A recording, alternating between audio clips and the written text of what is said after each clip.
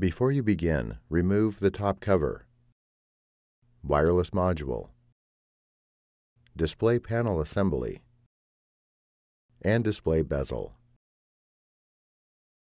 Removal. Remove the display panel cable from the routing channel on the display enclosure. Remove the four 3mm P1 Phillips head screws that secure the display panel to the display enclosure. Lift the display panel off of the alignment pins and place it face down in front of the display enclosure.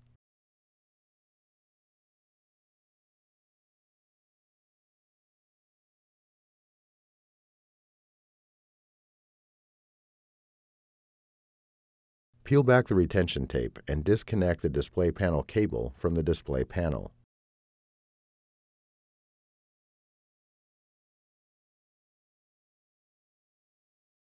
Remove the display panel.